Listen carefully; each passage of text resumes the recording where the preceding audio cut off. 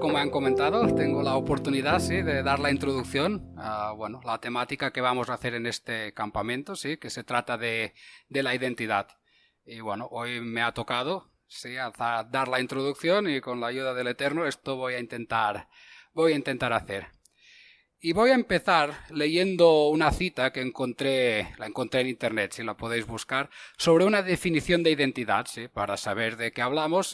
Era una página que hablaba sobre derechos humanos porque está considerado el derecho a la identidad como uno de los derechos humanos. Voy a dar lectura a lo que ponía allí en esa página. Dice, identidad, el derecho a la identidad es uno de los derechos fundamentales de todo ser humano y es necesario para poder beneficiarse de los otros derechos fundamentales. Desde el momento de su nacimiento, toda persona tiene derecho a obtener una identidad. La identidad incluye el nombre, el apellido, la fecha de nacimiento, el sexo y la nacionalidad. Es la prueba de la existencia de una persona como parte de una sociedad, como individuo que forma parte de un todo, es lo que la caracteriza y la diferencia de los demás. Con la cual cosa vemos que la identidad es algo importante. ¿En qué nos afecta la identidad y por qué es importante conocer nuestra identidad? Bueno, básicamente vamos a ver que nuestra identidad va a influenciar en todas las áreas de nuestra vida. Probablemente no encontraremos un área donde no veamos que nuestra identidad se manifieste allí. Podemos poner ejemplos. Por ejemplo, nuestra identidad se ve reflejada en la forma en que comemos. En función de la identidad que tenemos, comeremos unas cosas o comeremos otras. Yo, por ejemplo, en la zona donde nací, en el Prepirineo de Barcelona, en Cataluña, allí comemos caracoles. Comíamos caracoles. En otros lugares del mundo, si le dices que comes caracoles, les viene un ictus, que lo ven abominable. Pero nuestra identidad, como vamos a ver voy a intentar desarrollar a lo largo de este tiempo, todos vamos a nacer con una identidad. Luego vamos a ver si esta identidad se puede moldear o no, lo veremos. Vemos que afecta a la comida, afecta a la forma de vestir. Estoy seguro que todos vosotros cuando salís por la calle, solo viéndose según qué determinadas personas podéis identificar al momento en que se identifican ellos. Si veis a pasar un hombre con un gorrito pequeño, seguro que pensáis que es alguien que se identifica con el judaísmo o que simpatiza con el judaísmo. Si veis a pasar una mujer muy tapada con un velo que no se le ve nada, probablemente identificaremos que esta persona se identifica con el Islam. Con la cual cosa, nuestra identidad se manifiesta en la forma en que nos vestimos. Incluso hoy en día, que esto cada vez se pierde más. Yo hacía la broma con mi esposa que si me vistiera como hacían los catalanes hace 200 años, llamaría muchísimo la atención, porque esto se ha globalizado mucho y ahora esto se está perdiendo, pero incluso determinados colectivos aún mantienen una forma muy identitaria de cómo que su vestidura refleja su identidad. Otro tema que se ve reflejado en nuestra identidad es cómo nos relacionamos. Sabemos que en función de cómo nos identifiquemos, nos vamos a relacionar de una forma o de otra. Hay personas que son mucho más... Yo, por ejemplo, muchas veces lo comento. Digo, yo soy muy inglés. Y dicen, ¿y qué quiere decir que eres muy inglés? Yo ni abrazos, ni estas cosas. A mí todo me viene muy grande. Hay otras personas que no, que son mucho más animadas.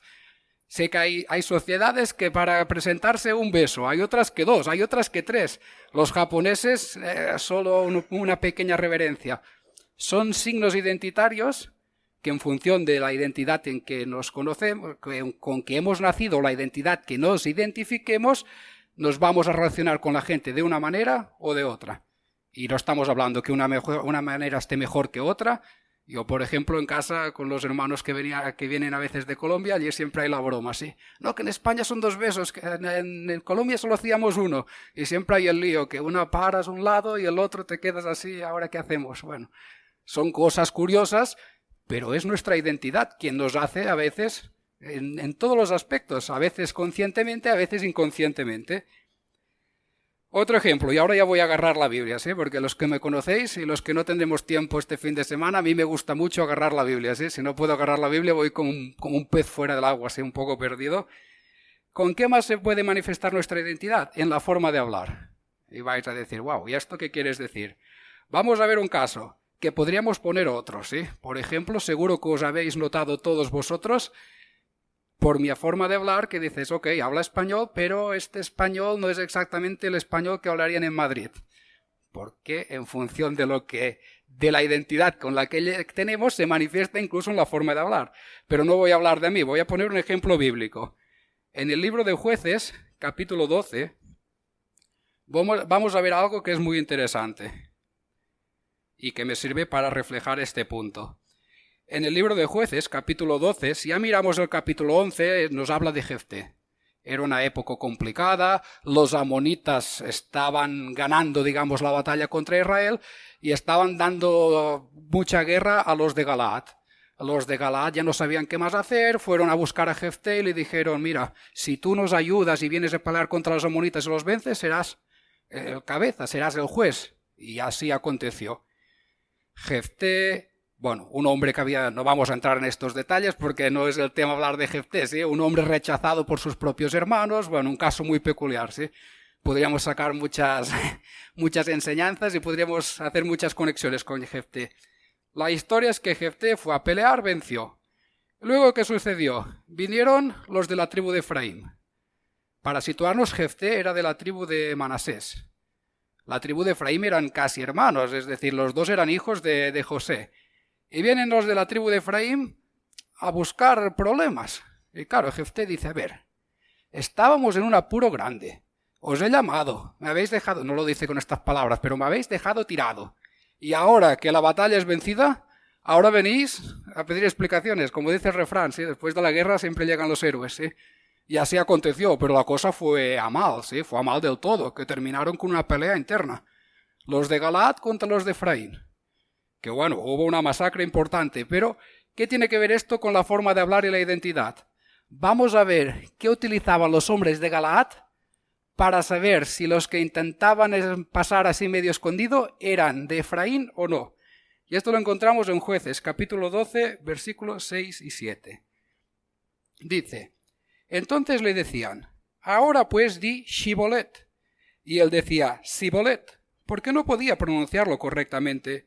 Entonces le echaban mano y le degollaban junto a los vados del Jordán. Y murieron entonces de los de Efraín 42,000. Y Jefté juzgó a Israel 6 años, y murió Jefté galaadita y fue sepultado en una de las ciudades de Galaad. ¿Eran hebreos? Sí. ¿Venían todos de Jacob? Sí. Pero resulta que los de Efraín hablaban el mismo idioma, pero cuando les decían decir Shibolet, los de Manasés decían Shibolet y los otros hacían con S, Sibolet. Y con esto los identificaban. Sí, un dato curioso, pero la identidad que no tenemos se ve reflejada incluso en la forma de hablar. Y vamos a poner otro ejemplo, ¿sí? Vamos a hablar de Pedro. Nos vamos a lo que llamamos Nuevo Testamento, nos vamos al Evangelio de Mateo, capítulo 26, versículo 73. Conocemos todos estos pasajes cuando han arrestado a Yeshua y las negaciones de Pedro, y vamos a ver cómo reconocieron de dónde era Pedro. Sí, nos vamos a, que he dicho, Mateo 26, versículo 73, dice, un poco después, acercándose los que por allí estaban, dijeron a Pedro, verdaderamente también tú eres de ellos, porque aún tu manera de hablar te descubre. Incluso Yeshua no hablaba seguramente el mismo hebreo o arameo o lo que fuera exactamente que se hablara, no vamos a entrar ahora en esta polémica, pero seguro que no lo hablaba igual que los de Judea. Porque le dijeron a Pedro, no, tú es que andabas con Yeshua. ¿Y cómo lo sabemos? Porque tú hablas igual que hablan los de Galilea. Algo identitario, porque como vamos a ver, nos guste, no nos guste, todos vamos a nacer con una identidad. Sí, hasta me imagino que ninguno ha llegado con una nave especial, incluso si hubiera venido de otro planeta, habría tenido una identidad de origen. Sí, es imposible no estar identificado con algo. Vale, y último punto, los valores. ¿Sí? Nuestros valores van a venir determinados con qué nos identificamos. Voy a poner un ejemplo bíblico. Nos vamos al libro de Hechos, capítulo 16, Hechos de los Apóstoles, capítulo 16, versículos 20 y 21. Aquí, para poner un poco de contexto, es cuando Pedro y Silas están predicando en Filipos. hay una mujer que tiene un espíritu malo, Pablo, digamos, llega a un punto que ya no aguanta más esa situación y, bueno, expulsa al espíritu y eso, bueno, claro, esa mujer no era libre, era una sierva de una gente que se aprovechaba de su, iba a decir don, no era un don, pero bueno, se aprovechaba de la historia que tenía para sacar dinero. Ven que se ha terminado la fuente de sus ingresos, se enojan y llevan a Pablo y Silas ante las autoridades. Y fijaos la acusación que los hacen. Hechos capítulo 16, versículo 20 y 21. Dice: y prestándolos a los magistrados dijeron: estos hombres, siendo judíos, alborotan nuestra ciudad y enseñan costumbres que no nos es lícito recibir ni hacer, pues somos romanos. Ellos que decían, no, es que no, estos hombres son judíos, nosotros somos romanos, tenemos unos valores diferentes, no podemos aceptar lo que estos enseñan. ¿Por qué tenían valores diferentes? Porque en función de en lo que tú te identificas, vas a tener unos valores. Cada uno de los otros. Seguro que si empezamos a analizar nuestra vida, y probablemente todos aquí que hemos aceptado a Yeshua, seguramente los valores que tenemos ahora probablemente serán muy diferentes, o al menos en algunos aspectos serán muy diferentes de cómo eran cuando éramos pequeñitos. O al menos en mi caso, yo os puedo dar testimonio que sí, hacía cosas cuando era pequeño que ahora, conociendo a Yeshua, no hago, porque vamos a ver que hay cosas de la identidad que con el tiempo se cambian. Hay otras que no.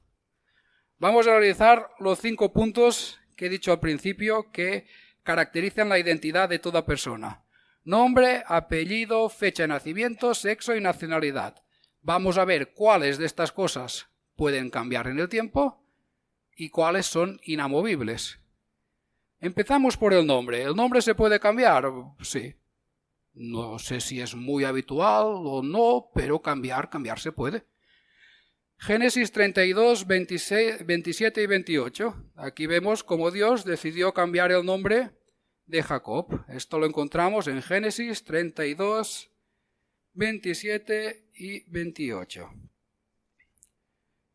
Dice: y el varón le dijo: ¿cuál es tu nombre? Y él respondió: Jacob. Y el varón le dijo: no se dirá más tu nombre Jacob, sino Israel, porque has luchado con Dios y con los hombres y has vencido. ¿Le cambiaron el nombre a Jacob? Sí. Hoy en día conocemos el pueblo de Israel, no conocemos mucho el pueblo de Jacob, incluso nos suena un poco raro.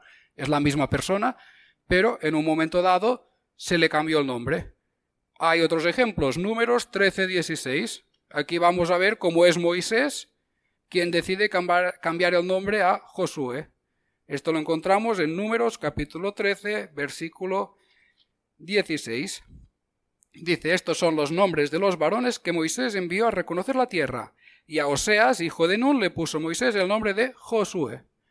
No nos dice el motivo la escritura, pero por un motivo X o Y, Moisés decidió que, mira, Josué, ahora te voy a llamar Josué, ¿sí? Le cambió el nombre.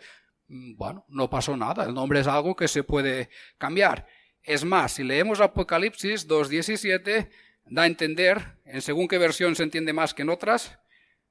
La que utilizo yo se entiende más que no la Reina Valera. La Reina Valera no se ve tan claro, pero da a entender que llegará un punto que Dios mismo nos dará un nuevo nombre, ¿sí? Esto lo encontramos en Apocalipsis 2.17. Dice: el que tiene oído, oiga lo que el Espíritu dice a las iglesias. Al que venciere, daré a comer del maná escondido y le daré una piedrecita blanca, y en la piedrecita escrito un nombre nuevo, el cual ninguno conoce sino aquel que lo recibe. Bueno, no hay problema, el nombre puede cambiarse, sí. El nombre es algo básico que no se identifica, pero se puede cambiar y en principio no se termina el mundo por esto, sino vemos que incluso Dios mismo en determinados personajes de la Escritura le ha cambiado el nombre. Segundo punto, los apellidos, ¿se pueden cambiar? Yo he puesto que no, pero os explico por qué he puesto que no, porque claro, si hablamos de apellidos, yo por ejemplo, mis hijos llevan primero el apellido de la madre en vez del padre, ¿sí? Porque así lo decidimos mi esposa y yo, los intercambiamos. Y uno me podría decir, ¿ves que sí que se pueden cambiar los apellidos? Vamos a intentar verlo desde un punto de vista bíblico. Esto de los apellidos es algo muy moderno. Si nos miramos la Biblia, ¿qué era? Josué, hijo de Nun. No era Josué Sánchez, ni Josué Benítez, ni Josué lo que fuera. No tenían un apellido familiar. Cada uno era hijo de... Y mi pregunta es, ¿podemos cambiar nuestros padres? A nivel biológico me refiero. Yo creo que no. Te guste más, te guste menos, hayan sido un gran ejemplo, no hayan sido tan gran ejemplo, pero nuestros padres seguirán siendo toda la historia los mismos. Lo vemos Números 32:12. Solo para poner un aporte bíblico a esta afirmación, Números 32:12 dice: excepto Caleb, hijo de Jefuné ceneceo, y Josué, hijo de Nun, que fueron perfectos en pos de Jehová. A Josué se le cambió el nombre, pero su padre siguió siendo Nun. Y Caleb, vamos a ver más adelante que Caleb tiene una historia muy interesante, pero su padre siempre sigue siendo el mismo, Jefuné, con los cambios que realizó Caleb y con la fe que tenía Caleb, pero no cambió nunca de padre. Es decir, es algo que no podemos cambiar nuestros padres. Siguiente punto. La fecha de nacimiento. ¿La podemos cambiar? Pues hasta donde yo sé, no. Sí, esto ya sé que no sé si tendría que exponerlo, pero mira, me pareció que podía ser hace un tiempo, y esto es un caso real, porque lo pasaron por la radio, ¿sí? Y me va a servir para el siguiente punto. Hubo un hombre aquí en España que se fue al juez y le dijo que se quería modificar el DNI, que se quería cambiar la fecha de nacimiento. Le dijo, es que yo me veo muy joven y claro, yo voy aquí a encontrar mujeres y cuando les digo la edad se asustan y no quieren saber nada conmigo. ¿Y cómo argumentó él? Él le dijo, si un hombre le puedes cambiar el DNI y poner que es mujer, a mí me puedes coger mi DNI y poner que tengo 10 años menos. El juez, evidentemente, incluso en España, y esto es un caso real, lo pasaron por las radios, ¿sí? Incluso en España, que somos tan curiosos a la hora de hacer las cosas, incluso aquí el juez le dijo, mira, usted puede decir que tenga la edad que quiera, pero su fecha de nacimiento no se va a modificar. Es decir, a día de hoy no conozco país que modifique la fecha de nacimiento de alguien, por más feo, o por más joven o por más viejo, ahora lo he dicho bien, por más viejo o joven que parezca, la fecha de nacimiento se queda. Y pasamos al siguiente punto, ¿el sexo se puede modificar? Claro, ahora yo digo que no. Pero claro, acabo de poner un ejemplo donde el hombre precisamente argumentaba esto. Dice, hombre, si a María ahora le puedo llamar Mario, y a Mario le puedo llamar María, ¿por qué yo no puedes decir que tengo 10 años menos? Y claro, ahora la pregunta vendrá, bueno, pero enséñame en la escritura que dice que un hombre no se puede transformar en mujer y una mujer en hombre. Un versículo que lo diga así de literal, yo no lo he encontrado. ¿Por qué? Porque en tiempo cuando se escribió la escritura no había la tecnología, ni la medicina había avanzado tanto para conseguir que un hombre pareciera una mujer y que una mujer pareciera un hombre. Pero vamos a ver qué dice Deuteronomio 22:5, y yo creo que aquí nos deja muy claro que esto no es... Que bueno, que la sociedad, lo sabemos, termina haciendo lo que quiere, pero técnicamente, desde el punto de vista bíblico, el sexo no se puede cambiar. Deuteronomio 22, versículo 5 dice, no vestirá la mujer traje de hombre, ni el hombre vestirá ropa de mujer, porque abominación es a Jehová tu Dios cualquiera que esto hace. Con la tecnología de ese entonces es lo más que podías hacer para intentar cambiar de sexo. Vestirte, pues si eras varón, vestirte como mujer, y si eras mujer, vestirte como hombre. Con la cual cosa yo entiendo, bueno, no vamos a entrar en este debate, pero para mí es clarísimo que el sexo es algo que vamos a tener de por vida. Con lo que hemos nacido, así nos quedamos hasta que pasemos a mejor vida, ¿sí? Y por último, la nacionalidad. ¿La nacionalidad se puede cambiar? Sí. Yo cuando preparaba esto le dije a mi esposa la broma, digo, voy a decir que tú naciste rumana y ahora eres española, pero bueno, seguramente hay muchos casos y conocéis muchos casos de gente que bueno, que te vas a vivir a otro país y bueno, cumpliendo unos requisitos legales, adquieres una nueva nacionalidad. Pero vamos a ver que en la escritura también aparece, ¿sí? Vamos a leer el libro de Esther, capítulo 8, versículo 17. Vamos a ver algo interesante, ¿sí? Bueno, los estudios que estamos haciendo el sábado, que hemos hablado sobre la conversión al judaísmo y negar a Yeshua, pues es interesante que hubo una época que hubo una conversión masiva al judaísmo, ¿sí? Vamos a ver qué es exactamente lo que pasó. Como conocemos, el libro de Esther nos narra que había un hombre que se llamaba Amán, que tenía un odio tremendo contra un judío de la tribu de Benjamín, sí que siempre es un poco irónico, un judío de la tribu de Benjamín que era Mardoqueo, y él no se enojó contra los benjaminitas, se enojó contra todos los judíos. Y se fue al rey, Amán era alguien importante, el segundo después del rey, se fue el rey pidiendo que dame permiso y los judíos fuera, no vamos a dejar nada. 127 provincias gobernaba Asuero, desde India hasta Kush, o sea que imaginad. emitieron decretos, bueno, conocemos la historia.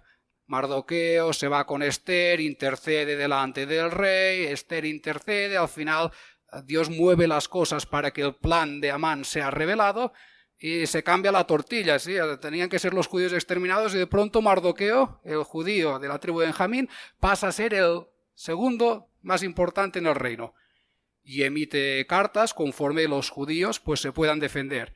Y vamos a leer qué pasó a causa del miedo que le tenían a Mardoqueo. Capítulo 8 de Esther, versículo 17. Dice, y los envié... espera, que estoy en Esdras, digo, esto no me cuadraba. Vaya. Los dos empiezan con E, pero no, voy a Esther, ahora sí. Esther, capítulo 8, versículo 17. Dice, y en cada provincia y en cada ciudad donde llegó el mandamiento del rey, los judíos tuvieron alegría y gozo, banquete y día de placer, y muchos de entre los pueblos de la tierra se hacían judíos, porque el temor de los judíos había caído sobre ellos. ¿Sí? Para evitar tener problemas, pues hacían conversión al judaísmo. Se hacían judíos, no vamos a entrar en el tema porque no toca hoy, pero para los varones sabemos lo que implica. Hacerte judío no es simplemente que, no, mire, yo firmo unos papeles, juro la bandera y no. Había más requisitos, ¿sí? Pero tenían tanto miedo de Mardoqueo que se hicieron judíos. Y vamos a ver otro aspecto, que es donde quiero llegar, ¿sí? Porque hemos visto que la identidad, todos nacemos con una identidad, la podemos cambiar, pero vamos a ver hacia dónde la Biblia nos lleva con el tema de la identidad. Vamos a leer Filipenses 3:20. Nos vamos a la epístola de los Filipenses, capítulo 3, versículo 20. Vamos a ver lo que nos dice Pablo al respecto. Dice Filipenses 3:20, mas nuestra ciudadanía está en los cielos, de donde también esperamos al Salvador, al Señor Jesucristo. Es decir, que nosotros nacemos con una identidad, pero vemos en la Escritura que a través de la fe podemos adquirir una nueva identidad. Y esto es un invento nuevo, esto es que Pablo de pronto tuvo una inspiración y tuvo una revelación y vamos a hacer algo nuevo que no se hubiera hecho antes. No, vamos a ver a través de la Escritura personajes que nacieron con una identidad y la fe en Dios les permitió llegar a otra identidad, ¿sí? La fe en Dios, sí, como he dicho, nos permite adquirir una nueva identidad, sí, una identidad bíblica, si lo podemos llamar así. Y vamos a ver unos cuantos ejemplos en la Biblia. Y vamos a empezar con Caleb, sí. Hemos hablado un poco antes de Caleb, os he hecho una mención y os he especificado algo con su padre y vamos a ver qué tenía de especial Caleb. Pero bueno, vamos a ir sin prisas, pero sin pausa, desgranando poco a poco. Números capítulo 13, versículo 6. Vamos a encontrar aquí la primera mención que se nos hace de Caleb. En Números capítulo 13, versículo 6, dice, de la tribu de Judá, Caleb, hijo de Jefuné. Vale, si ponemos un poco de contexto, está el pueblo que ha llegado a un momento que Dios le dice, hey, vamos, es momento de entrar en la tierra. Y deciden enviar, bueno, han salido de Egipto, han estado en el monte Sinaí, han llegado a Kadesh Barnea y ha llegado el momento de entrar en la tierra y deciden, ok, vamos a enviar un espía por cada tribu, 12 espías, y vemos que entre estos 12, por la tribu de Judá se escogió Caleb. Bueno, primera mención. Vamos a ver qué tenía de especial Caleb. Vamos un poco más adelante, capítulo 14, versículo del 5 al 10. Y aquí ya vamos a ver vamos a ver cosas muy interesantes, entiendo yo, de Caleb. Números 14, versículo 5, dice, entonces Moisés y Aarón se postraron sobre sus rostros delante de toda la multitud de la congregación de los hijos de Israel. Y Josué, hijo de Nun, y Caleb, hijo de Jefoné, que eran de los que habían reconocido la tierra, rompieron sus vestidos y hablaron a toda la congregación de los hijos de Israel, diciendo, la tierra por donde pasamos para reconocerla es tierra en gran manera buena. Si Jehová se agradare de nosotros, él nos llevará esta tierra y nos la entregará, tierra que fluye leche y miel. Por tanto, no seáis rebeldes contra Jehová, ni temáis al pueblo de esta tierra, porque nosotros los comeremos como pan. Su amparo se ha apartado de ellos y con nosotros está Jehová, no los temáis. Entonces toda la multitud habló de apedrearlos, Pero la gloria de Jehová se mostró en el tabernáculo de reunión a todos los hijos de Israel. Es decir, encontramos a Caleb como uno de los 12 espías. Los 12 fueron, los 12 vieron las mismas cosas, porque es que Caleb fue por un lugar y Josué fueron por un lugar y los otros 10 fueron por otro. No, los 12 vieron las mismas cosas. ¿Cuál era la diferencia? Que unos veían las cosas a través, o como Dios quería, con la vista de Dios, para decirlo así, entre comillas, y el otro venían con ojos de carne, ¿sí? Los otros 10 dijeron, ¡wow! Mira qué muros, mira qué gente, se hacen 3 como nosotros, ¿qué vamos a hacer aquí? Y se fueron y les dieron un mal informe. Yo me pregunto, ¿Josué y Caleb no lo vieron, que eran mucho más altos que ellos? ¿No vieron que las murallas eran enormes? ¿Cuál era la diferencia? Que Josué y Caleb tenían su esperanza puesta en Dios. No, nosotros no vamos a poder hacer nada, Dios lo hará. Esto es la diferencia. ¿Y qué fe tenía Caleb? Que dice que estuvieron a punto de apedrearlos. Si Dios no hubiera intervenido, terminan apedreando. Es decir, Caleb apenas no habríamos sabido apenas nada de él, porque habría terminado apedreado.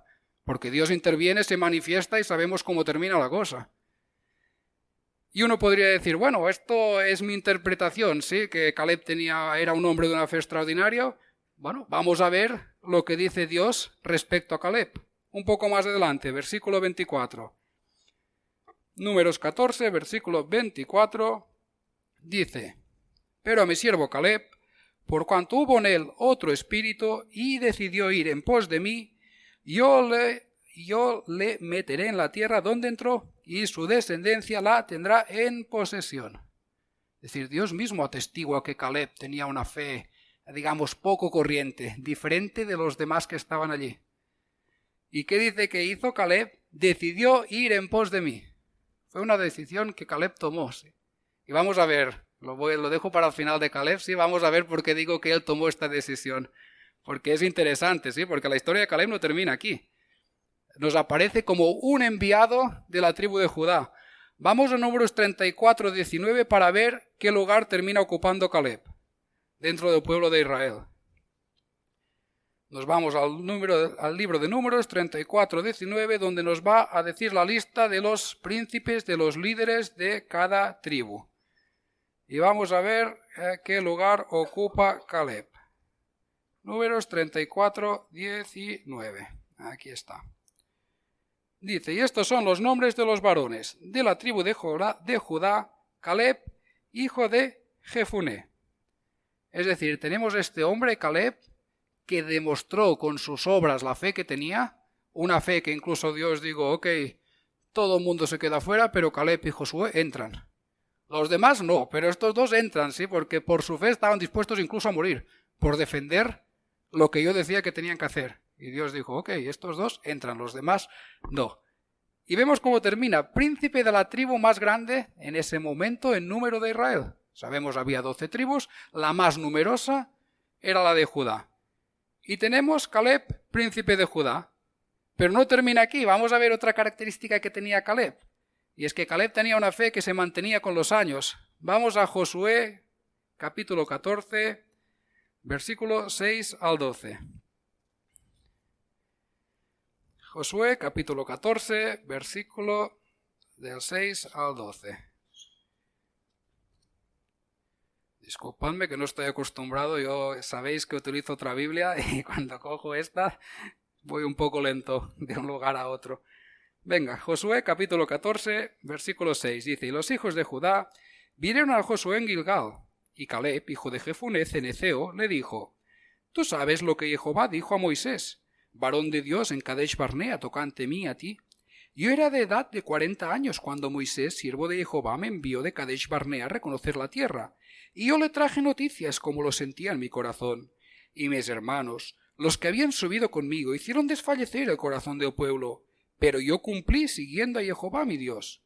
Entonces Moisés juró diciendo, ciertamente la tierra que oyó tu pie será para ti, y para tus hijos en herencia perpetua por cuanto cumpliste siguiendo a Jehová mi Dios.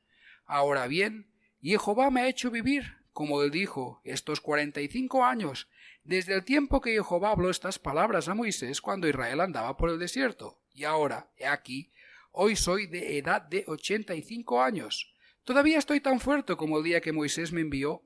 ¿Cuál era mi fuerza entonces? Tal es ahora mi fuerza para la guerra y para salir y para entrar. Dame pues ahora este monte, del cual habló Jehová aquel día, porque tú oíste en aquel día que los anaceos están allí, y que hay ciudades grandes y fortificadas. Quizá Jehová estará conmigo y los echaré, como Jehová ha dicho.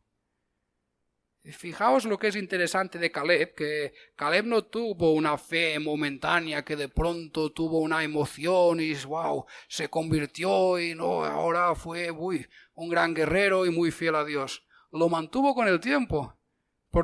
Fijaos, por causa de lo que los demás no quisieron hacer, es decir, entrar en la tierra, todo el pueblo tuvo que andar 40 años dando vueltas por el desierto, incluso Caleb y Josué, que no tenían culpa de la decisión de los demás. Pasaron este tiempo, entraron a la tierra de Canaán, pelearon, conquistaron, habían pasado 45 años. Caleb ya no era un muchacho de 38 años, no sabemos cuántos años vivió, pero con un 85 me imagino que sí que en ese entonces vivían más, pero me imagino que ya no se movía y probablemente no debía tener la misma fuerza que cuando tenía 38, pero lo que sí que tenía era la misma fe. ¿Por qué? Porque Caleb decía, no, es que la cosa no está en mí, la cosa está en Dios. Si Dios quiere, me das la tierra y vamos a echar a la gente. Tuvo una fe que se mantuvo en el tiempo. A pesar de las dificultades, a pesar de todo lo que tuvo que vivir en el desierto, él en ningún momento su fe se fue abajo, ¿sí? Él se mantuvo firme, creyendo en que lo que Dios había dicho era capaz de hacerlo. Y ahora que hemos llegado a este punto y hemos visto la fe de Caleb, ahora viene la pregunta, ¿y qué hay o qué problema hay en Caleb? Vamos a volver a leer 14:6, Josué 14:6. Lo acabamos de leer, dice, y los hijos de Judá vinieron a Josué en Gilgal, y Caleb, hijo de Jefuné, ceneceo. Y aquí nos aparece una palabra, ceneceo, ¿sí? La pregunta es, ¿qué era ceneceo? Jefuné era su padre, pero ceneceo, ¿qué era exactamente un ceneceo? Vamos a Génesis 15, versículo 19. Y vamos a ver, aquí es cuando Dios hace pacto con Abraham y le dice que le dará la tierra, y vamos a ver qué habitantes había en la tierra que Dios había prometido dar a Abraham y a su descendencia. Génesis capítulo 15, versículo 19, dice, la tierra de los ceneos, los ceneceos, los cadmoneos, y bueno, y esto sigue. Pero dice los ceneceos. Jefuné ceneceo. Es decir, nos está diciendo la Escritura que Caleb, el hombre que tuvo una fe que perduró en el tiempo, el hombre que estuvo dispuesto a morir por hacer la voluntad de Dios, resulta que su padre no era ni judío, que dice, bueno, venía de otra tribu, es que no era ni hebreo, era ceneceo. Era una persona que, digamos, genéticamente probablemente tenía entre poco y nada a ver con lo que era la descendencia de Abraham, Isaac y Jacob. Y no obstante ser un extranjero, ser con otra identidad de nacimiento, mirad a dónde llegó. Líder de la tribu más importante que había en Israel. Un extranjero. ¿Y qué hemos visto? ¿Y qué fue lo que le permitió adquirir esta identidad que fue aceptado por el resto de tribus? Su fe. La fe en el Dios hebreo le permitió ir mucho más allá de lo que su identidad de nacimiento le habría permitido llegar. Pero hay más casos, ¿eh? Caleb es uno interesante, sí, pero hay más casos. A ver, dejadme voltear un poco mis apuntes, que le doy tantas vueltas que ya no sé por dónde ando. Vamos a ver más casos. Vamos a hablar de Obed-Edom, un personaje curioso, al menos a mi entender curioso. Nos vamos a Primera de Crónicas, capítulo 26, para ver qué nos dice la Escritura respecto a este varón que se llamaba Obed-Edom. Primera de Crónicas, capítulo 26, versículos del 1 al 5. Dice, también fueron distribuidos los porteros, de los coreitas, Meselemías, hijo de Coré, de los hijos de Asaf. Los hijos de Meselemías, Zacarías el primogénito, Jediael el segundo, Zebadías el tercero, Yadniel el cuarto, Elam el quinto, Johanán el sexto, Elioenai el séptimo. Los hijos de Obed-Edom, Semaías el primogénito, Yosabat el segundo, Joal tercero, el cuarto Sacar, el quinto Natanael, el sexto Amiel, el séptimo Isacar, el octavo Peultai, porque Dios había bendecido a Obed-Edom. Y dices, bueno, aquí están repartiendo los porteros que tenían que encargarse.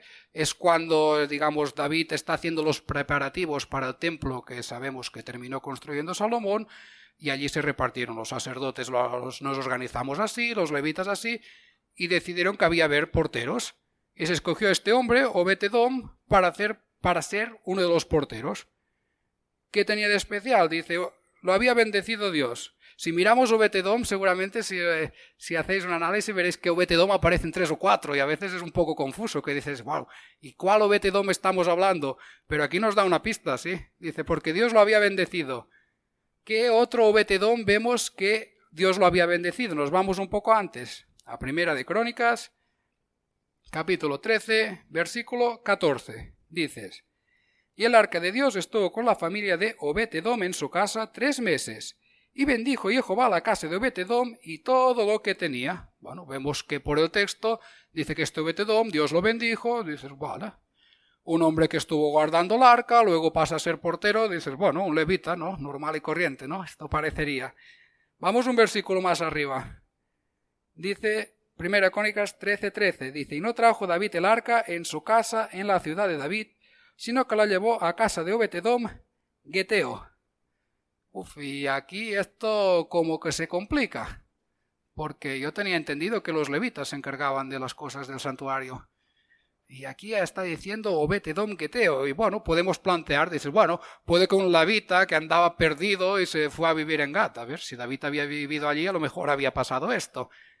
Vamos a ver otro caso, de otro Geteo que también es ayudante de David, para ver si este también era alguien que se había un personaje de la tribu, de alguna de las tribus de Israel que se había perdido, o si cuando dice Geteo está diciendo lo que literalmente es un Geteo, es decir, un filisteo. Vamos a ver a Itai. Segunda de Samuel, capítulo 15, de los versículos 18 al 22. Nos vamos a Segunda de Samuel, capítulo 15, los versículos empezando por el 18 hasta el 22. Es la primera vez que nos aparece este personaje, Itai, y nos va a dar algunas pistas de quién era, ¿sí? Para poner un poco de contexto, el capítulo 15, David ya está muy avanzado en años y sabemos que al final de su vida, bueno, le vino un desastre detrás de otro, y aquí es cuando Absalom, su hijo, se ha levantado en su contra y él tiene que huir para salvar la vida. Y bueno, mientras está huyendo, pues aparecen una serie de personajes que van a venir para ayudarle, y fijaos qué personaje más peculiar nos aparece aquí. Empiezo a dar lectura en el versículo 18, dice, y todos sus siervos pasaban a su lado, con todos los celeteos y peleteos, y todos los geteos, 600 hombres que habían venido a pie desde Gat, iban delante del rey. Y dijo al rey a Itai Geteo, ¿para qué vienes tú también con nosotros? Vuélvete y quédate con el rey, porque tú eres extranjero y desterrado también en tu lugar. Ayer viniste, ¿y he de hacer hoy que te muevas para ir con nosotros? En cuanto a mí, yo iré a donde pueda ir. Tú vuélvete y haz volver a tus hermanos, y Jehová te muestra amor permanente y fidelidad. Y respondió Itai al rey, diciendo, vive Dios, y vive mi señor el rey, que o para muerte o para vida, donde mi señor el rey estuviere, allí estará también tu siervo. Entonces David dijo a Itai, ven pues y pasa. Y pasó Itai Geteo y todos sus hombres y toda su familia. Aquí si teníamos alguna duda que este Geteo podía ser alguien de la tribu, de alguna de las 12 tribus de Israel que vivía perdido en Gat, queda descartado, porque David le dice, no, eres extranjero y exiliado de tu país. Sería interesante sí preguntarnos por qué Itai tuvo que huir de su país, por qué no lo aceptaban los otros filisteos. Y aparece, no solo él, con 600 hombres, era el líder de este grupo, ¿sí? Y si nos preguntamos qué tenía de especial, yo creo que el versículo 21, creo que la respuesta que dice Itai, creo que queda muy clara la fe que tenía Itai. Y respondió Itai al rey diciendo, vive Dios, y vive mi señor el rey, que o para muerte o para vida, donde mi señor el rey estuviera, allí estará también tu siervo. Seguro que esto suena. ¿A qué suena de otro libro? ¿A alguien que dijo algo muy similar? Aquí va más al grano, ¿sí? Se ve, estaba huyendo de Absalón, tampoco tenía mucho tiempo Itai aquí de dar, escogió la versión reducida, sí, pero yo creo que queda clara su fe. Un filisteo, y andaba con David. ¿Y dónde terminó este filisteo? Pues vamos a ver un poco más adelante, en 2 Samuel, capítulo 18, versículo 2, David llega a Mahanaim y allí tiene que organizar sus fuerzas, porque Absalón viene con todo a por él. Bueno, conocemos la historia, Absalón se hizo aconsejar y bueno, al final decidieron que todo Israel fuera detrás de David para destruir a David. Y David decide organizar el ejército y nombra 3 comandantes. Vamos a ver quién eran. 2 Samuel, capítulo 18, versículo 2. Y envió David al pueblo una tercera parte bajo el mando de Joab, una tercera parte bajo el mando de Abisai, hijo de Sarvía, hermano de Joab, y una tercera parte al mando de Itai Geteo. Es decir, Itai Geteo, que era un filisteo que vino de Gat, resulta que termina liderando una tercera parte del ejército que tenía David. Bueno, pues yo para mí lo veo muy interesante, ¿sí? Y uno podría pensar, porque claro, la primera cosa que nos viene a la cabeza es ¿quién vivió en Gat 1 año y 4 meses? Pues bueno, si nos vamos a 1 Samuel, vamos a ver quién estuvo viviendo en Gat. Como he dicho antes, territorio de los filisteos. 1 Samuel 27, versículo 6 y 7. Dice, y Aquís le dio aquel día Siclac, por lo cual Siclac vino a ser de los reyes de Judá hasta hoy. Fue el número de los días que David habitó en la tierra de los filisteos, 1 año y 4 meses. Es decir, sabemos que David vivió 1 año y 4 meses concretamente de las 5 regiones de los filisteos en la región de Gat. Y yo pienso, digo, ¿será que la vida de David impactó tanto en la gente, en los filisteos, que incluso entre los filisteos se convirtieron hasta llegar al punto que un filisteo terminara siendo injertado en la tribu de Leví, encargado de guardar el arca, encargado de guardar el templo cuando se construyó el templo, y otro terminó injertado en la tribu de Judá, comandando una tercera parte del ejército de David en ese momento? Pues no sé, la Biblia parecería que nos diría que sí, pero uno podría decir, bueno, David, puede que eran historias de David, que David tenía, bueno, que se juntaba con gente extraña, que dices, bueno, David que era así un poco permisivo con sus amistades. Bueno, vamos a ver si es así o no, porque, bueno, vamos a analizar otra serie de personajes que con una identidad de nacimiento totalmente distinta al pueblo de Israel, también terminaron dentro.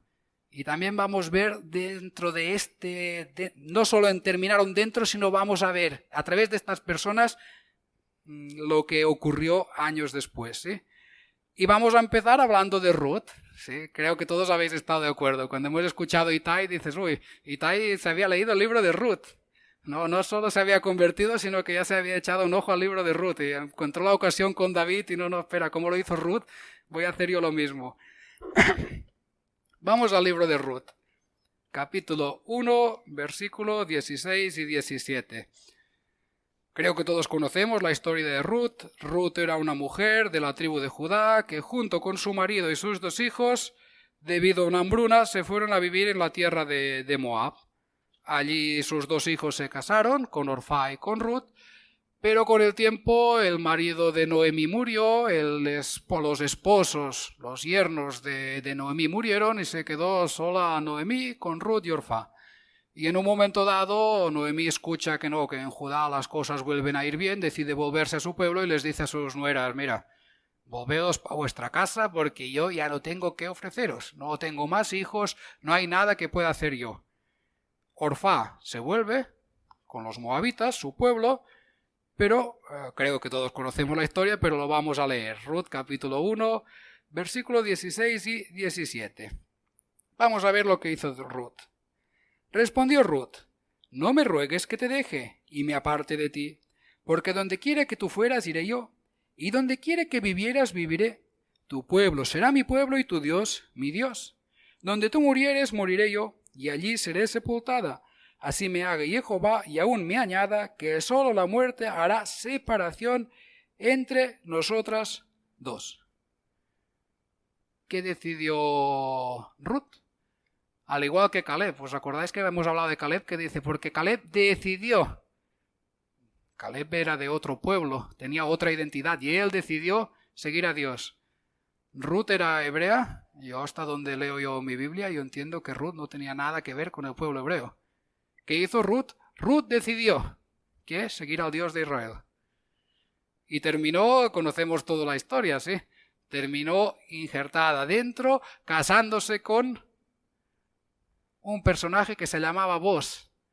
Sí, que ya de por sí es un personaje peculiar, porque ¿cuándo se acuerdan de quién era la madre de Boaz? Porque, claro, si empezamos a hablar de gente que dices, ¿y esto es cómo llegaron aquí? Podríamos hablar de la mamá de Boaz, que era una mujer que se llamaba Rahab. Vamos a ver qué nos dice la Biblia respecto a Rahab. Y nos vamos a Hebreos capítulo 11, y esto ya nos va a dar una pista. Y una pista sorprendente, ¿sí? Porque Hebreos capítulo 11 es lo que conocemos normalmente como la lista de los héroes de la fe. Y nos va a aparecer aquí la mamá de Boaz, lo que sería la segunda suegra de Ruth, ¿sí? Hebreos 11, versículo 31. Dice, por la fe Rahab la ramera no pereció juntamente con los desobedientes, habiendo recibido los espías en paz. Y conocemos la historia de Rahab, creo. Estamos hablando que el pueblo ha salido de Egipto, el pueblo ha estado andando 40 años por el desierto y ha llegado un momento que, bueno, después de que el primer intento saliera como saliera, lo hemos hablado un poco con Caleb, llegamos otra vez aquí al punto de que, ok, vamos a entrar de nuevo a la tierra y esta vez va en serio. ¿Por dónde se tenía que pasar el primer lugar? Por Jericó. Josué decide enviar 2 espías. ¿Y qué hizo esta mujer? Esta mujer acogió a los espías y claro, la pregunta es, ¿y esta mujer qué identidad tenía? Porque, a ver, no lo dice en ningún lugar, creo, la escritura de dónde era exactamente Rahab. Pero cuando todos los hebreos están fuera de Jericó, pensar que allí hubiera una mujer que fuera de ascendencia hebrea, a mí se me hace complicado. A ver, uno lo sabe, pero en teoría, hasta donde leo yo, los hebreos habían salido de Egipto, llevaban 40 años por el desierto y precisamente el problema es que no podían entrar en Jericó. Pensar que allí había una mujer que pertenecía a una de las 12 tribus, a mí me parece que no. ¿Y esta mujer qué hizo? ¿También estuvo dispuesta a arriesgar su vida? Y podríamos leer en el libro de Jueces lo que dice, como les dicen los espías, ¿no? Que nuestro corazón se ha fundido, sí, que ella lo tenía clarísimo, que el Dios de Israel va a terminar con todo aquí. ¿Y ella qué hizo? Tuvo tanta fe que acogió a los espías. Y curioso, ¿con quién termina casándose Rahab? Esto queda como un poco escondido. Rahab se casa con Salmón. Y para cosas curiosas, ¿quién era Salmón? Hemos dicho que Caleb fue, después de los 40 años del desierto, terminó siendo el líder de Judá. Pero antes de Caleb, el líder de Judá era el padre de Salmón, Aminadab, hijo de Naasón. Es decir, que no se casó Rahab con un don nadie que dices, no, bueno, un hombre que, bueno, andaba por aquí, un chico que nunca se integró en la tribu de Judá, que siempre andaba por allí raro. No, con el hijo del príncipe. Pues el hijo del príncipe, pues me escojo esta mujer. ¿Qué vio en Rahab? Me imagino que lo mismo que el escritor de Hebreos. Una fe, podríamos decir, extraordinaria o poco común, que le permitió ir mucho más lejos de lo que su identidad de nacimiento le habría permitido. Pero otra vez volvemos al mismo lugar. Fue ella quien decidió. Rahab podía haber dicho, unos espías, no, mira, los tengo arriba, allá vosotros, yo que haced lo que queráis, yo no miro, yo no he dicho nada. No, Rahab estuvo dispuesta a arriesgarse, sí. Mintió a los que representa que eran su propio pueblo para defender a unos que representa que no eran su pueblo. Y vemos el resultado, sí. El resultado fue que terminó injertada dentro de la tribu de Judá, siendo la mamá de Boaz que se casó con Ruth la moabita. Y ya tenemos 2 personajes un poco raros, ¿sí? Seguro que estáis hablando, si hablamos de esta, seguro que muchos de vosotros ya sabéis por dónde ando y dónde quiero ir a parar, ¿sí? Porque si vamos tirando de la lista, vamos a ver que vamos a llegar a un sitio muy concreto, ¿sí? Para ver algo muy concreto, pero hay más. Antes de llegar a donde quiero ir, vamos a ver a Roboam. Y ahora uno me va a decir, y a ver, ¿y Roboam qué pinta? Bueno, Roboam es un personaje interesante. En este caso, para por quién era, sí, y por el punto que quiero reflejar. Yo creo que también nos interesa pararnos un momento en Roboam. Primera de Reyes, capítulo 14, versículo 21. Como sabemos, David tuvo varios hijos, la línea de sucesión pasó a Salomón, y de los varios hijos que tuvo Salomón, no sabemos exactamente cuántos, pero bueno, tuvo varios hijos, pasó a Roboam. Y dices, bueno, ¿y qué problema hay con Roboam? Bueno, puede que el problema no era tanto con Roboam, el problema puede que fuera con su madre. Bueno, problema entre comillas, sí. Porque dice Primera de Reyes 14, versículo 21. Dice, Roboam, hijo de Salomón, reinó en Judá. De 41 años era Roboam cuando comenzó a reinar, y 17 años reinó en Jerusalén, ciudad que Jehová eligió de todas las tribus de Israel para poner allí su nombre. El nombre de su madre fue Naamá, amonita. Es decir, que de los diferentes hijos que tuvo Salomón, escogieron a Roboam, que curiosamente tenía una mamá amonita. Es decir, tenemos que la línea de los descendientes reales, de pronto en la tribu de Judá tenemos un medio judío, medio amonita. Y la cosa se complica, porque si os acordáis, seguro que os acordáis que con los moabitas y los amonitas parece que había más restricciones, que antes hemos visto los filisteos, pero dices, bueno, los filisteos eran vecinos, tampoco había, creo, al menos yo no lo he encontrado en la Torá, un versículo estricto que diga que los filisteos no pueden entrar. Es curioso, ¿sí? Porque vamos a ver que Dios da una lista de las naciones que tienen que estar fuera, que no pueden estar allí, pero los filisteos que sí que estén dentro de la tierra de Canaán, estos tienen un trato diferenciado. Es decir, la tierra la doy a Israel, pero los filisteos no hace falta, bueno, si se quieren quedar allí, pues parece como que, bueno, que se queden, ¿sí? Pero vamos a ver qué dice respecto a los moabitas y a los amonitas. Y esto lo encontramos en Deuteronomio 23, versículo del 3 al 6. Nos vamos al libro de Deuteronomio y vamos a ver que con los amonitas y moabitas se nos complica el asunto. 23 de Deuteronomio, capítulo 3, dice: No entrará amonita ni moabita en la congregación de Jehová, ni hasta la 10ª generación de ellos. No entrarán en la congregación de Jehová para siempre, por cuanto no os salieron a recibir con pan y agua al camino, cuando salisteis de Egipto, y porque alquilaron contra ti a Balaam, hijo de Beor, de Petor en Mesopotamia, para maldecirte. Mas no quiso Jehová tu Dios oír a Balaam, y Jehová tu Dios te convirtió la maldición en bendición, porque Jehová tu Dios te amaba. No procurarás la paz de ellos, ni su bien en todos los días para siempre. Es decir, en la Torá tenemos una prohibición que no podían entrar los amonitas ni los moabitas. Y uno podría pensar, bueno, estos solo eran los hombres, porque como lo dicen masculino, y como ahora estamos en una época que si no lo especificas todo muy claro, no, si solo pone amonitas son solo varones. No, bueno, si nos vamos a la lista de los valientes de David, que luego iremos, vamos a ver que David, entre sus muchos personajes que podríamos llamar hoy en día como exóticos, tenía uno de los 30 valientes era amonita, otro era moabita, tenía un eteo. Hemos visto que tenía 2 filisteos andando por allí, es decir, eso parecía la ONU. Pero claro, ¿cuál era el problema? Que los moabitas y los amonitas estaba prohibido que entraran. ¿Por qué? Porque cuando salieron del pueblo de Egipto, que tenemos que recordar un poco la historia. Al fin y al cabo, los amonitas y los moabitas eran casi parientes con Israel. Porque eran, bueno, conocemos la historia, Lot, sus hijas, Lot era el sobrino de Abraham, no era un pueblo desvinculado del todo. Tenían cierto parentesco, aunque fuera lejano. Y no, ellos no quisieron saber nada, no ayudaron a Israel en nada, ¿sí? Cuando regresaron de la tierra de Egipto, para conquistar la tierra de Canaán, y, bueno, Dios pone este decreto. Pero no obstante, Ruth entra, siendo moabita. Tenemos una amonita aquí que entra. Y, claro, ¿qué les permitió entrar? No sabemos nada de la mamá de Roboam. Es una lástima porque a mí me habría gustado saber cómo es que de entre todos los hijos se escoge un medio amonita, porque dices, hombre, uno diría, bueno, pero no ves que esto, bueno, ok, te gusta mucho el niño y lo que quieras, la mamá te ha gustado mucho, pero que no ves que esto va a ser un escándalo, que todo el mundo lo sabe, pero no. Y no solo es este el problema, es que vamos a ver de esta genealogía quién viene, ¿sí? Porque si alguien se piensa que es algo de los hombres que, bueno, decidían a la ligera, vamos a llegar a quien llega esta genealogía, ¿sí? Y esta genealogía nos va a llevar a Yeshua. Si nos vamos a Mateo capítulo 1, donde nos da la genealogía de Yeshua, como mínimo aparecen 4 mujeres que sabemos con certeza que no eran hebreas.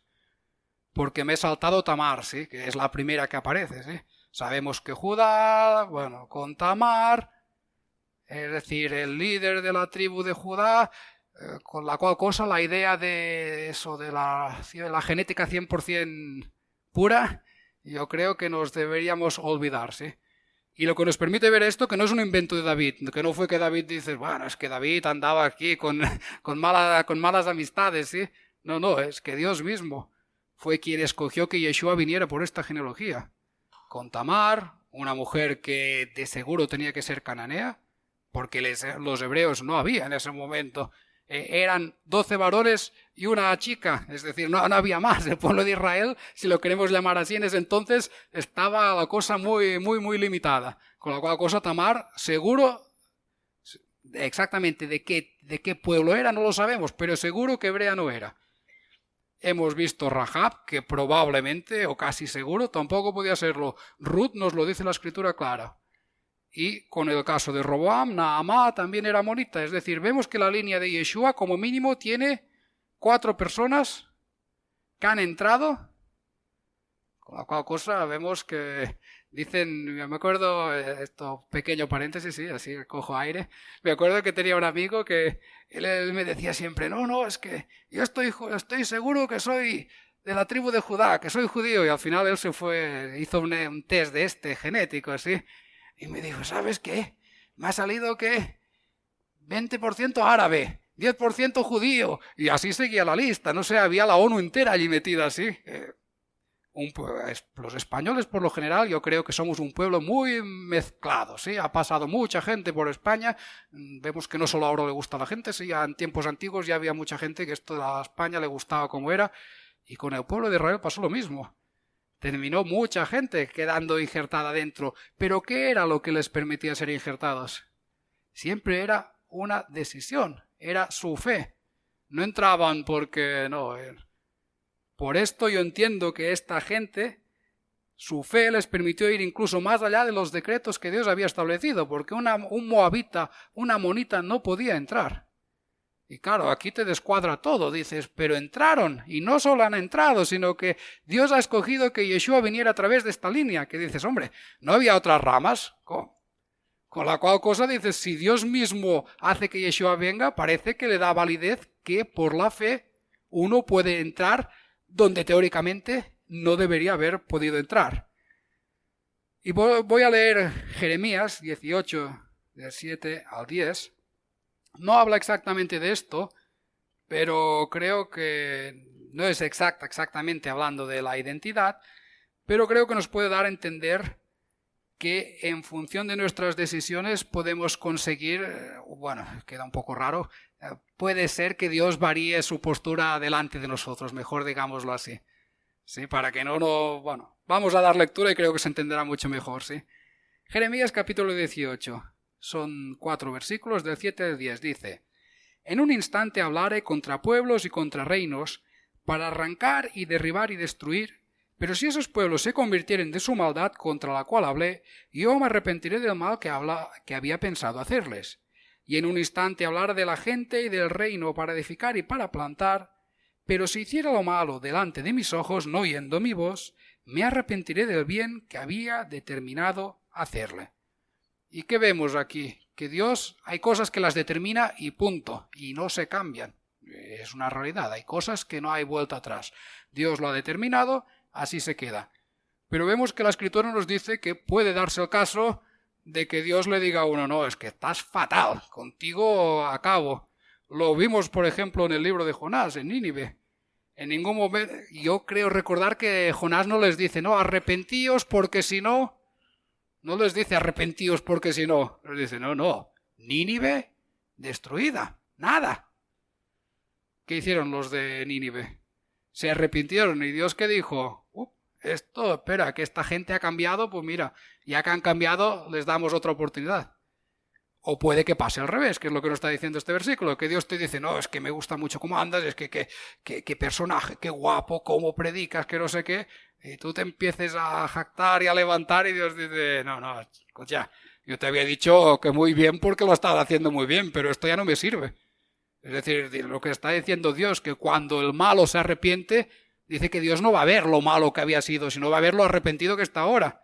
Pero cuando el bueno deja de hacer lo bueno y empieza a hacer lo malo, dice que no voy a ver lo bueno que había sido, voy a hacer lo malo que eres ahora, ¿sí? Que bueno, que vemos que hay determinadas cosas, y esto con qué lo conecto con la identidad, que no importa de dónde habamos nacido, de dónde vengamos, lo que único que importa son las decisiones que vamos a tomar. Y antes de terminar, voy bien de tiempo, ¿sí? Vamos a ver dos personajes más. Le doy la vuelta a mis apuntes y a mis jeroglíficos porque hemos visto que se complicaba la cosa con los amonitas o los moabitas, que no podían entrar. Pero si esto ya era complicado, ahora ya vamos a llegar al punto complicado del todo, ¿sí? Y es que en la Biblia nos habla de dos personajes, ¿sí? Urías Eteo y Arauna Jebuseo, ambos relacionados con David. Y aquí el problema aún es más grande, porque de los amonitas a los moabitas dice, estos no los quiero, que se queden fuera. Pero es que desde los eteos y los jebuseos la cosa se complica un pelín más. Vamos a Deuteronomio 20, versículos 16 y 17. Y vamos a ver qué dice Dios respecto, concretamente, son 7 naciones, sí, pero para verificar que realmente los eteos y los jebuseos había un problema con ellos, dice Deuteronomio capítulo 20, versículo 16 y 17. Dice, pero de las ciudades de estos pueblos que Jehová tu Dios te da por heredad, ninguna persona dejarás con vida, sino que los destruirás completamente, al eteo, al amorreo, cananeo, al fereceo, al ebeo, y al jebuseo, como Jehová tu Dios te ha mandado. Es decir, con los amonitas y los moabitas era complejo, porque dices, estos no pueden entrar, pero entraron. Luego hemos visto primero los filisteos, que estos, bueno, están por aquí, sí, os doy su tierra, pero no especifica que haga con ellos, bueno, pues no está especificado. Pero con los eteos y los jebuseos, que también vivían en la zona de Canaán, en la tierra de Canaán, con ellos sí que está especificado. Y dice, con estos ni agua, los quiero fuera. Es muy contundente esto. Y de pronto nos encontramos que uno de los 30 valientes que tenía David era un eteo. Y aquí a mí ya se me descoloca todo. Dices, lo podéis haber puesto un poco más fácil, ¿sí? Para poderlo entender, porque aquí... Y claro, empiezan a surgir preguntas. Dice, bueno, ¿será acaso que David hacía lo que le daba la gana y no andaba en la voluntad de Dios? Parece que la Escritura no dice esto. Vamos a verificarlo, ¿sí? Para ir descartando hipótesis, ¿sí? ¿David fue una mala persona? Parece que no. Hechos capítulo 13, versículo 22. Para ver lo que la Escritura nos dice en referencia a David. Dice, en Hechos capítulo 13, 22, dice, quitado les levantó por rey a David, de quien dio también testimonio, diciendo, he hallado a David, hijo de Isaí, varón conforme a mi corazón, quien hará todo lo que yo quiero. Esto es Pablo dando un discurso, si no me equivoco, creo que es en Antioquía de Pisidia, porque siempre meto la pata con este nombre. Sí, creo que es Antioquía de Pisidia. Está dando el discurso y dice esto en referencia a David. Y uno dice, puede que Pablo se lo sacó de la manga, ¿sí? Que bueno, como David, el rey de Israel, sí, la figura. Vamos a decir esto que quedará bien delante del auditorio porque estaba predicando en la sinagoga y así me los pongo un poco en el bolsillo y luego les enseño a Yeshua, ¿sí? Cuando ya están todos contentos. ¿Se lo sacó de la manga Pablo? Pues yo creo que no. ¿Qué estaba citando Pablo? Pues 1 Samuel 13, 14. Sí, ya sé que vamos un poco para adelante y para atrás en la escritura, pero a mí me gusta hacerlo así, ¿sí? Que nadie... Lo tocamos un poco todo, sí, así todo el mundo contento, sí. 1 Samuel, capítulo 13, versículo 14.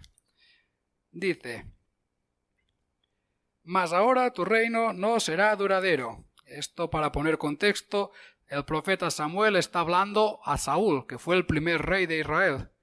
Primer rey, como sabemos, salió como salió. Empezó bien, pero no terminó la cosa bien. y en un momento dado pues ya a Saúl se le dio un par de oportunidades y Dios dijo, ok, esto ya no sirve, vamos a buscar a otro. Y vamos a ver lo que Dios dice a través del profeta Samuel. Esto está en 1 Samuel 13:14, dice: Mas ahora tu reino no será duradero, y Jehová se ha buscado un varón conforme a su corazón, al cual Jehová ha designado para que sea príncipe sobre su pueblo, por cuanto tú no has guardado lo que Jehová te mandó. Es decir, cuando Pablo nos habla que David tenía un corazón conforme a Dios, es lo que dice Samuel. Samuel era un profeta, eran las palabras que Dios le dijo a Samuel que le dijera a Saúl. Pero claro, acabo de decir que Saúl empezó bien y terminó mal. Puede que fuera el caso de David. Bueno, vamos a ver otro pasaje para corroborar que no, que el problema no estaba con David. Nos vamos a Primera de Reyes 15:5 y vamos a ver lo que nos dice la Escritura respecto a la vida de David. Perfecto no fue, pero se acercó bastante, al menos según la Escritura. Primera de Reyes capítulo 15 versículo 5 dice: Por cuando David había hecho lo recto ante los ojos de Jehová, y de ninguna cosa que le mandase se había apartado en todos los días de su vida, salvo en lo tocante a Urías Eteo. Es decir, la Escritura corrobora que David hizo las cosas conforme a la voluntad de Dios. Y claro, uno podría decir, no, pero ves, el problema está en Urías, el problema estaba que tenía Urías allí. No, creo que todos conocemos la historia. El problema, nunca vemos que Dios le diera reproche a David por causa de que hace un eteo en tu ejército. La historia la conocemos. El reproche que hubo con el Urías fue porque mientras Urías estaba en el campo de batalla luchando por Israel, con la cual cosa creo que ya nos está dando una idea de por qué un eteo estaba viviendo allí, porque claro, un eteo luchando por Israel, me imagino que algún tipo de fe muy importante debía tener. Pues bueno, mientras Urías estaba luchando, bueno, sabemos la historia. David pues se terminó acostando con la esposa de Urías. David, para intentar, porque claro, la mujer se quedó embarazada, para intentar disimular el asunto, llama a Urías, intenta de varias maneras que se vaya con su esposa a su casa, él no quiere, y David termina haciendo matar a Urías. Pero vamos a ver qué tenía de especial Urías, porque esto no nos resuelve nada. Estamos hablando de Urías, no estamos hablando de David. Vamos a ver qué nos dice la Biblia respecto a Urías. Primero vamos a corroborar en Primera de Crónicas 11:41 que formaba parte de los 30 valientes. Sí, porque no importa importa entre poco y nada lo que yo diga si no lo podemos verificar con la Escritura. Lo que importa es que lo único importante es lo que la Escritura nos dice. Nos vamos a Primera de Crónicas, capítulo 11, versículo 41. Si los que utilizáis Reina Valera, seguramente veréis que en el 11:10 ya nos pone un título, Los valientes de David. ¿sí? No voy a dar lectura a todo el texto para no demorarnos demasiado, pero si nos vamos al 41 dice Urías Eteo. Es decir, aquí tenemos la confirmación que Urías era eteo, y entre toda la gente que servía a David, porque David en ese entonces no eran 4 gatos, es decir, había un ejército importante, había mucha gente ya que con el ejército de David. Pues de estos había 30 que eran los valientes de David, y entre estos 30 tenía Urías Eteo. Y vamos a intentar ver qué tipo de fe tenía Urías que le permitió, con todo que su identidad de origen determinaba que tenía que ser exterminado, le permitió pues estar viviendo dentro de Israel. Segunda de Samuel, capítulo 11, versículos 10 y 11. Nos vamos a Segunda de Samuel, capítulo 11, versículos 10 y 11. Aquí es cuando David ya la ha liado, intenta disimular su error, intenta convencer a Urías para que se vaya a su casa a visitar a su esposa. Y fijaos la respuesta que va a dar Urías. Esto está en 2 de Samuel 11, 10 y 11. Dice: E hicieron saber esto a David diciendo: Urías no ha descendido a su casa. Y dijo David a Urías: ¿No has venido de camino? ¿Por qué pues no descendiste a tu casa? Y Urías respondió a David: El arca Israel y Judá están bajo tiendas, y mi señor Joab y los siervos de mi señor en el campo. ¿Y había yo de entrar en mi casa para comer y beber y a dormir con mi mujer? por vida tuya y por vida de tu alma, que yo no haré tal cosa. Fijaos lo que menciona, la primera cosa que menciona Urías. El arca e Israel y Judá están bajo tiendas. Yo creo que realmente Urías era una persona que se había convertido al Dios de Israel. Por eso fue que David le permitió no solo estar allí, sino ser uno de los 30, uno de los más importantes de sus hombres de confianza, si lo queremos llamar así, con todo y su origen. Y David seguro que sabía que era eteo, porque siempre que vamos a ver Urías, vamos a ver que al lado pone Urías eteo. En ningún lugar lo esconde la Escritura. Pero su fe, su elección, le permitió incluso ir más allá de este decreto de exterminio que había con él. Pero no solo había Urías eteo, sino que David tenía un vecino, que era Jebuseo. Y claro, aquí ya desencaja las cosas, porque dices, hombre, David, ¿y no te diste cuenta tu vecino que tenías aquí al lado, que era Jebuseo? ¿Cómo no te habías enterado hasta ahora? Vamos a ver qué sucedió. Y con este personaje, no, me queda poquito, pero bueno, aún tenemos algo de tiempo. Vamos a hablar de Arauna, Jebuseo. Si os acordáis, los jebuseos están en la lista de los que también tenían que ser exterminados. Segunda de Samuel, capítulo 24, versículo 18 al 23. Pero antes de dar lectura vamos a poner un poco de contexto. Como sabemos, David ya cerquita al final de su monarquía o de su vida, decidió hacer un censo del pueblo. Y sabemos que esto desagradó a Dios. No era la voluntad de Dios, y Dios envió al profeta que fuera David y le dijo, mira, aquí la has liado. Y bueno, te voy a dejar escoger. Fijaos, una cosa curiosa, le da a escoger el castigo, ¿sí? Que dices, bueno, no deja de ser curioso. ¿Y qué le dice? 3 años de hambre, de hambruna, 3 meses de ser perseguido, o 3 días la espada de Jehová, repartiendo aquí. Bueno, David escogió lo que en principio duraba menos tiempo, 3 días.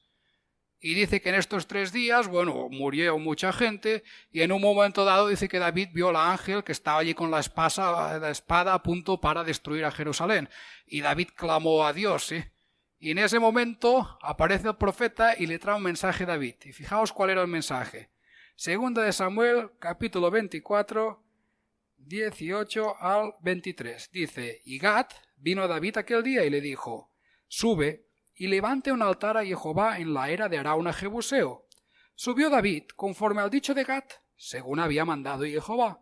Y Arauna miró, y vio al rey y a sus siervos que venían hacia él. Saliendo entonces Arauna, se inclinó delante del rey rostro a tierra. Y Arauna dijo, ¿por qué viene mi señor el rey a su siervo? Y David respondió, para comprar de ti la era, a fin de edificar un altar a Jehová, para que cese la mortandad del pueblo. Y Arauna dijo a David, tome y ofrezca a mi señor el rey lo que bien le pareciere. Y aquí, bueyes para el holocausto y los trillos y los yugos de los bueyes para leña. Todo esto, oh rey, Arauna lo da al rey. Luego dijo Arauna al rey, Jehová tu Dios te sea propicio. Y el rey dijo a Arauna, no, sino por precio te lo compraré, porque no ofreceré a Jehová mi Dios holocaustos que no me cuesten nada. Entonces David compró la era y los bueyes por 50 siclos de plata, y edificó allí David un altar a Jehová, y sacrificó holocaustos y ofrendas de paz, y Jehová oyó las súplicas de la tierra, y cesó la plaga en Israel. Y aquí nos situamos. David lleva, dice que 40 años de monarquía, 7 en Hebrón, luego se trasladó a Jerusalén, 33 años, viviendo al lado de Arauna. Y yo me pregunto, ¿y no se había enterado que era Jebuseo hasta entonces? ¿Y en qué lugar vivía Arauna? Porque la Escritura nos dice que el lugar donde se edificó el templo era el mismo lugar donde Abraham había llevado a sacrificar que no lo terminó sacrificando, pero donde había llegado a sacrificar a Isaac. Que hoy en día el judaísmo eso lo tiene como, lo más importante de la tierra. Y resulta que en ese lugar más importante, resulta que ¿quién vivía? Un jebuseo. No, para mí no deja de ser curioso. Dices, con 33 años no ha tenido tiempo de echarlos. Porque conocemos la historia, que David cuando llega allí, que los cojos y los ciegos no te dejarán entrar, y sí, que dice que David odiaba la alma de los jebuseos, y fue un accidente que se quedó Pues vamos a ver la respuesta de Arauna, a ver si nos da un poco de claridad al asunto. Dice el 22, y Arauna dijo a David, tome y ofrezca a mi señor el rey lo que bien le pareciere. Aquí bueyes para el holocausto, y los trillos y los yugos de los bueyes para leña. Todo esto, oh rey, Arauna lo da al rey. Luego dijo Arauna al rey, y Jehová tu Dios te sea propicio. Es decir, viene David y le dice, no, tengo que hacer un sacrificio. Y él que responde, bueno, allá tú te llevas tus cosas. No, él dice, no, un sacrificio yo lo pago. Yo creo que si vivía allí es porque tenía una fe en el Dios de Israel. O al menos esto no... A mí me daría a pensar que sí. Puede que no es tan claro como Urías, pero es similar a Urías en el hecho que hay una persona que debía ser sido exterminada y David no lo hizo. ¿Por qué? Porque otra vez vemos la misma situación. Que no importa nuestra identidad de origen, no importa de dónde venimos, no importa dónde hemos nacido, sino que al final lo único que va a contar son nuestras decisiones, porque con nuestras decisiones podemos modificar nuestra identidad. Y ahora hemos hablado solo de la parte buena, y por eso me he extendido mucho. La parte mala va a ser un minutito, ¿sí? Pero para que también lo tengamos presente, ¿sí? Seguro que no va a ser el caso de aquí, pero hay un libro que no lo voy a leer porque no está en la escritura, está en la católica, ¿sí? Primera de Macabeos. No me gusta, a los que me conocéis, raras veces cito libros que no estén en la Biblia, ¿sí? Pero en este caso nos habla Primera de Macabeos, una época donde los griegos llegaron a la tierra de Israel y allí había muchos hebreos que por genética eran hebreos, que por identidad habían nacido hebreos, y dice que empezaron a asimilarse, si se puede llamar así, o empezaron a coger las costumbres de los griegos. Yo me pregunto, ¿y su genética o su identidad hebrea con que habían nacido les sirvió de nada al momento que decidieron, no, mira estos griegos, qué chulo se ve esto, yo voy a hacer como ellos? Yo creo que no. Ya os digo, es un libro que no está en la escritura, es un libro histórico, ¿eh? No digo que tenga que entrar en la Biblia, así que nadie se confunda, no estoy promoviendo ahora Primera de Macabeos, pero nos habla de una época que ocurrió. Y fue una época donde mucha gente que genéticamente tenían una identidad hebrea, pues renunciaron a su identidad y así se asimilaron a una identidad griega. Y la pregunta es esta, ¿de qué los sirvió? Pues entre poco y nada. Porque vemos que los macabeos cuando empezaron a luchar, algunos de los que también cogieron por el camino fueron estos mismos hebreos que se habían asimilado a la identidad griega. No les sirvió de nada a ellos haber nacido con una identidad correcta si no la mantuvieron en el tiempo. Hemos visto el caso de Caleb. No solo fue flor de un día que se dice, no, ostras, wow, qué mensaje, yo me convierto y wow, he estado aquí 2 años sirviendo, pero ahora ya se ha bajado la espuma, ya. No, fue algo con el tiempo, ¿sí? Y esto entiendo yo que es lo que nos enseña la Escritura, ¿sí? Que nuestra identidad la vamos a escoger nosotros, ¿sí? Y tenemos que escoger bien. Porque en función de la identidad que vamos a escoger, esto determinará exactamente en qué lugar vamos a parar. Si no vamos a empezar a hacer escatología, que si cielo, que infiernos, no voy a entrar en esto, ¿sí? Pero sí que llegará un día en que dice que Dios va a juzgar a toda la humanidad. Y no nos va a juzgar por dónde hemos nacido. No, es que tú, naciste, en un pueblo que come caracoles y por esto te condeno. No, esto no va a ser la condena. Esto va a ser qué hiciste con tu vida. ¿Qué decisiones tomaste? ¿Decidiste cambiar tu identidad para coger una identidad conforme a lo que la Biblia enseña? O, no, es que es tradición, es que mis abuelos siempre lo hemos hecho así, y y Dios me entiende, Dios conoce mi corazón. Claro que conoce el corazón, sí, pero con las excusas, no sé, tampoco lo podemos engañar a Dios, ¿eh? Porque precisamente porque conoce nuestro corazón, sabe cada uno de nuestros actos si realmente es sincero o si intentamos. Sí, que bueno, entre las personas uno las puede intentar engañar a Dios, de Dios nadie se burla y nadie le engaña. Bueno, y para terminar, voy a leer Romanos 11, 17 al 24, porque creo que aquí también habla de identidad, ¿sí? Y creo que resume un poco lo que he intentado exponer, ¿sí? Que no es tan importante, al menos a mi forma de entender, ¿eh? No es tan importante la identidad con la cual hemos nacido, sino la identidad que vamos a escoger nosotros. Y Pablo nos habla un poco de esto, y nos habla en Romanos 11, versículos muy conocidos, y con esto doy conclusión a esta introducción. Romanos 11, capítulo 17 al 24, dice: Pues si algunas de las ramas fueron desgajadas, y tú siendo olivo silvestre has sido injertado en lugar de ellas, y has sido hecho participante de la raíz y la rica savia del olivo, no te jactes contra las ramas, y si te jactas, sabe que no sustentas tú la raíz, sino la raíz a ti. Pues las ramas, dirás, fueron desgajadas para que yo fuese injertado. Bien, por su incredulidad fueron desgajadas, pero tú por la fe estás en pie. No te ensoberbezcas y no teme, porque si Dios no perdonó las ramas naturales, a ti tampoco te perdonará. Mira pues la bondad y la severidad de Dios, la severidad ciertamente para con los que cayeron, pero la bondad para contigo, si permaneces en esa bondad. Pues de otra manera tú también serás cortado, y aun ellos, si no permanecieren en incredulidad, serán injertados, pues poderoso es Dios para volverlos a injertar. Porque si tú fuiste cortado del que por naturaleza es olivo silvestre y contra naturaleza fuiste injertado en el buen olivo, ¿cuánto más estos, que son las ramas naturales, serán injertados en su propio olivo? Bueno, y la conclusión de mi introducción, que escojamos y que elijamos la opción correcta.